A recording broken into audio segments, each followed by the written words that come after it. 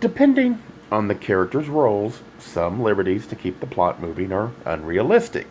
What I'm focused on is learned behavior, something you see over time. That is why I like series, because it starts to develop a character into a person and it constrains the writer into how the character can react. If you violate the spirit of the character, then you soon will find interest in the books will disappear. While the thoughts are inspired by the book, it does not imply the writer intended to inspire the thoughts I have. Too many assume that being gay is a choice, but few can understand the threat. The pressure of being different? Funny, because all of us understand peer pressure.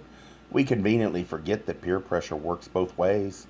After all, it's peer pressure that forces people in a closet. When you don't fit in, you feel odd. Todd was concerned with Janice wanting sex, and he knew what was expected, but if you're not attracted to someone in that way, what can you do? If you don't behave as expected, you're outed. But if you do act, you could create a child.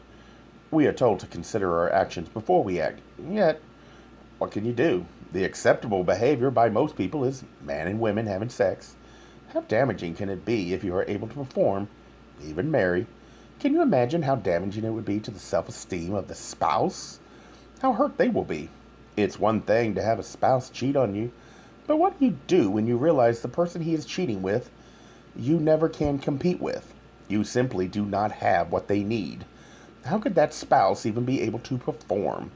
Does that mean they never loved you if they were always drawn to someone of their own sex?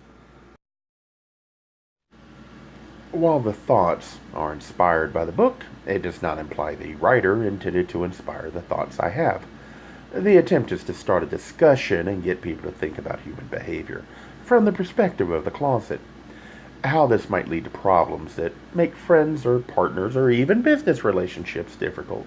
I can understand why some would dismiss this effort. I find reminders in how the characters behave with memories of my own experiences and then explore that aspect. It's meant to start people to think. It is not meant to imply I am right.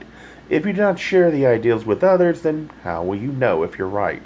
When talking, the focus should be on challenging and exposing your ideals, not in changing other opinions. That would only lead to frustration, since the only person you can change is yourself.